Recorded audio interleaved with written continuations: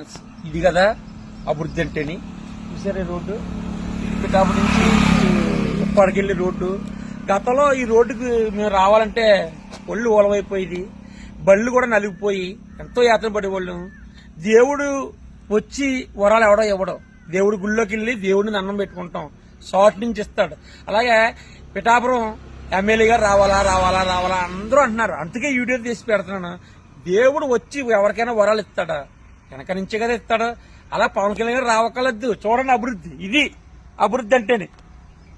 అలాగా మనకి మన నియోజకవర్గంలో పనులు చేస్తున్నారా, పనులు ఏ పనులు ఆటంకం లేకుండా ప్రతి పని జరుగుతుందో లేదో చూసుకోవాలా.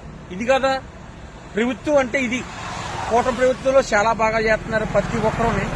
అంతేగాని గత ప్రభుత్వంలాగా మనకి 10,000 వేస్తాం 20,000 వేస్తాం ఎందుకు? డబ్బు లేని ఎందుకండి? అభివృద్ధి లేని బతుకు ఎందుకండి? ఇంటి నిండా గాది నిండా బియ్యం ఉంటే తిన్నాక బాగా ఉండదు ఏంటే, షుగర్ బీపీని. అలాగా గత ప్రభుత్వానికి ఇప్పటికి పోల్చుకుంటే చాలా అభివృద్ధి జరిగింది. పవన్ కళ్యాణ్ గారు చెప్పండి సార్, మీరు చాలా రోడ్లు సీసీ రోడ్లు కానీ అలాగే తార్ రోడ్లు కానీ చాలా బాగా మీరు వేయించినందుకు ప్రజలకు అందరికీ